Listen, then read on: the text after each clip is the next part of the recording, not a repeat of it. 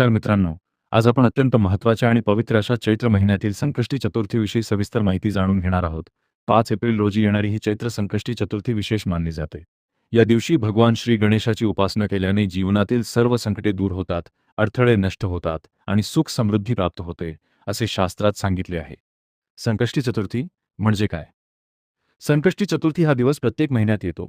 हिंदू पंचांगानुसार कृष्ण पक्षातील चतुर्थीला संकष्टी चतुर्थी म्हणतात. या दिवशी गणपती बाप्पाची विशेष पूजा केली जाते. संकट म्हणजे अडचण आणि हारी म्हणजे नष्ट करणारा.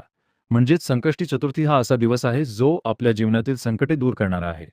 चैत्र महिन्यातील संकष्टी चतुर्थीला विशेष महत्त्व आहे, कारण हा महिना नववर्षाची सुरुवात मानला जातो. या दिवशी केलेली पूजा आणि व्रत वर्षभरासाठी शुभ फल देतात. या दिवशी काय करावे? सकाळची सुरुवात. सकाळी लवकर उठून स्नान करावे. स्वच्छ कपडे परिधान करावेत. घरातील देवघर स्वच्छ करून गणपतीची मूर्ती किंवा फोटो स्वच्छ करावा. शक्य असल्यास लाल किंवा पिवळ्या कपड्यावर गणपतीची स्थापना करावी. व्रताचा संकल्प.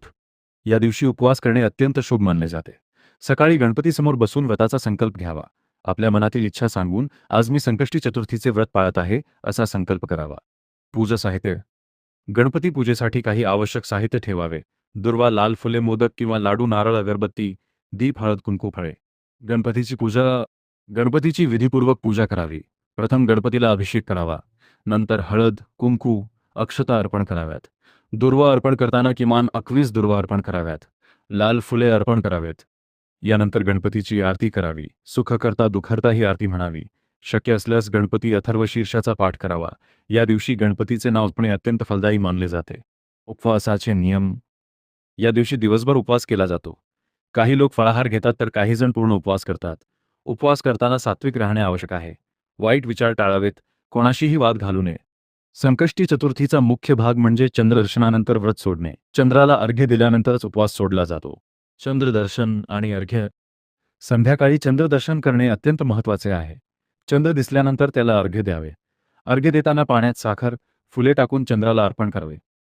यानंतर गणपतीला नमस्कार करून व्रत सोडावे. मोदक किंवा लाडूचा नैवेद्य दाखवून तो प्रसाद म्हणून ग्रहण करावा. या दिवशी कोणते मंत्र म्हणावेत? अग गणपते नमः हा मंत्र जास्तीत जास्त वेळा म्हणावा. गणपती अथर्वशीर्षाचा पाठ करणे अत्यंत लाभदायक आहे. वक्रतुंड महाकाय सूर्यकोटी संप्रभ हा श्लोकही म्हणावा. या दिवशी काय करू नये? या दिवशी काही गोष्टी टाळणे आवश्यक आहे. अस्वच्छता ठेवू नये. कोणाशी भांडण करू नये. मांसाहार टाळावा. नकारात्मक विचार करू नयेत. खोटे बोलू नये. व्रताचे फायदे. संकष्टी चतुर्थीचे व्रत केल्याने अनेक फायदे मिळतात.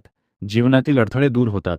नोकरी आणि व्यवसायात यश मिळते. घरात सुख शांती नांदते. आरोग्य सुधारते. मनाला शांती मिळते. विशेष उपाय. या दिवशी काही सोपे उपाय केल्यास अधिक लाभ मिळतो. दुर्वा अर्पण. गणपतीला 21 दुर्वा अर्पण केल्याने धनप्राप्ती होते. मोदकाचा नैवेद्य. मोदक अर्पण केल्याने गणपती प्रसन्न होतात.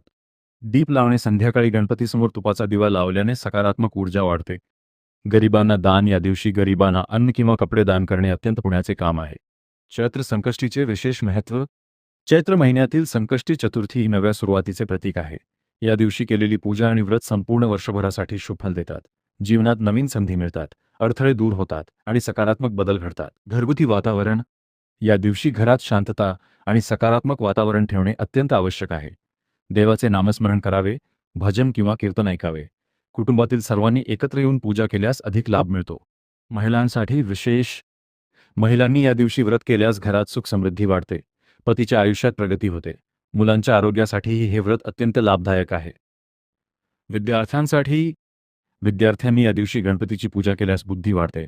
अभ्यासात लक्ष केंद्रित होते आणि परीक्षेत यश मिळते.